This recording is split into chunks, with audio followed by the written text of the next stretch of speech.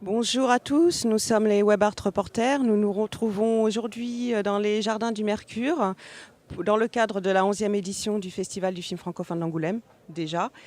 Et nous sommes aujourd'hui en compagnie de Mathieu Sapin, qui vient nous présenter son film Le Poulain, qui est une comédie politique, et donc qui comprend entre autres au casting Alexandra Lamy, Finnegan Oldfield, Valérie Carsanti et tant d'autres. Donc Mathieu, tout d'abord, merci d'avoir fait le plaisir de répondre à nos questions aujourd'hui. Merci à vous de l'invitation. Donc la première question que j'aurais à vous poser, c'est votre premier long métrage. Et est-ce que c'est compliqué d'intégrer la politique et la comédie dans un même scénario? Alors moi j'ai passé beaucoup de temps à observer le milieu politique parce que moi je viens de la bande dessinée, j'ai fait des albums de bande dessinée sur le milieu politique depuis maintenant pas mal d'années parce que j'avais commencé avec la présidentielle, l'élection présidentielle de 2012 que j'avais suivi de très près puisque j'étais observateur au sein de l'équipe de François Hollande. Et après ça, j'avais continué à observer ce milieu puisque j'avais passé 2 années à l'Élysée.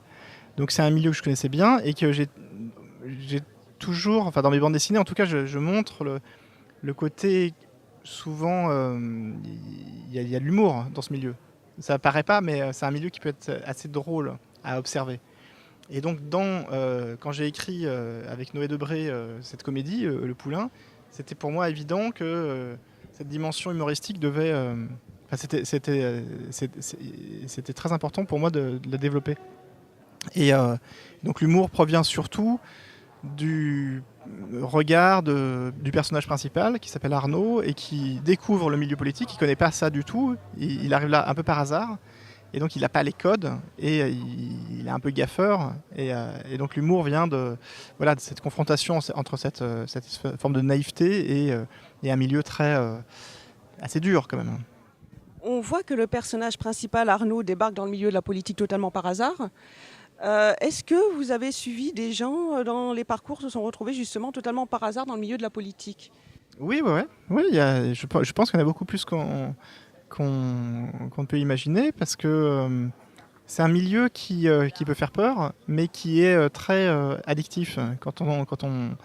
Donc moi j'ai croisé des gens avec des parcours très très différents. Et d'ailleurs je crois que le député de la Charente, il était urgentiste par exemple à l'hôpital. Donc c'est bien, parce que je l'ai croisé hier soir. Mais donc c'est bien la preuve que voilà, il y a des parcours vraiment très très différents. Donc je ne crois pas que le personnage d'Arnaud soit si peu réaliste. Je parle quand même quelques secondes d'Alexandra Lamy parce qu'elle a quand même un rôle assez détonnant. C'est vrai qu'on la voit quand même, elle joue quand même un rôle assez Féroce. féroce. Voilà, c'est le moins qu'on puisse dire. Merci de m'avoir soufflé le mot. Est-ce que vous lui avez, savez-vous, c'est inspiré de personnages politiques réels? Si vous lui avez soufflé justement des idées de personnages politiques réels pour justement alimenter ce rôle?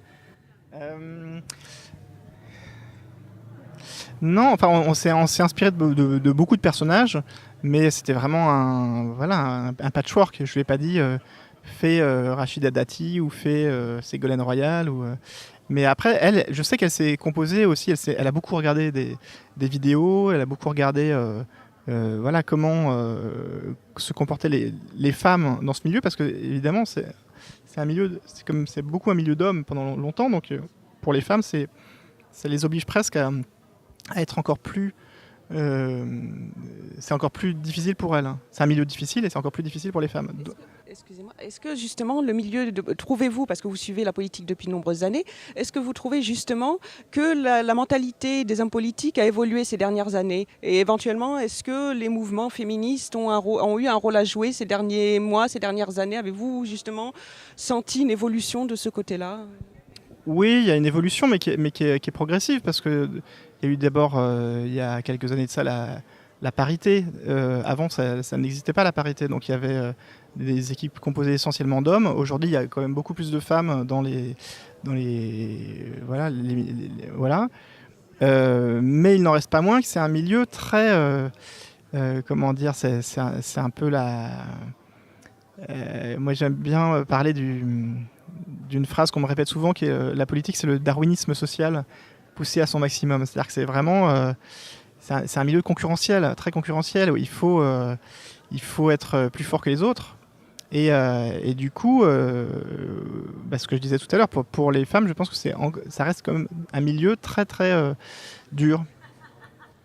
Donc vous nous avez prouvé que vous connaissiez bien la politique. Est-ce que la question qu'on se pose quand on a vu le film, c'est quand même, est-ce que des fois vous ne vous seriez pas autocensuré? C'est-à-dire, est-ce que parfois la réalité n'est peut-être pas telle encore pire que justement ce que vous décrivez dans votre film? Oui, ouais, ça on s'est rendu compte très vite avec Noé qui écrivait avec moi qu'il ne fallait pas qu'on cherche à être comment dire, à singer si je pense à l'affaire DSK par exemple, ou un certain nombre d'affaires et qui sont beaucoup plus violentes que ce que je décris dans le film, en effet. Donc on a essayé de ne pas trop se laisser prendre dans une espèce de course à ça, et plutôt moi de montrer les caractères humains, mais humains aussi dans les défauts. C'est-à-dire qu'il c'est un peu des études de personnages avec... voilà, ils sont tous pas forcément reluisants, mais ils ont aussi un côté touchant pour certains. Et donc ma dernière question, qu'est-ce que ça vous fait de venir présenter votre premier court-métrage à Angoulême, vous qui avez travaillé, paraît-il, au musée de la bande dessinée? Ah oui, c'est vrai. J'y repensais hier parce que je me suis un peu promené là à Angoulême. Et oui, c'est une ville qui est pour moi très... chargé, parce que c'est là que j'ai vraiment commencé à travailler.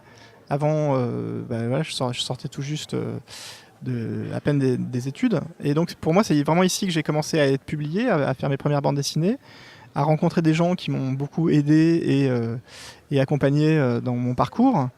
Enfin bref, pour plein de raisons, c'est une ville où j'ai vraiment commencé.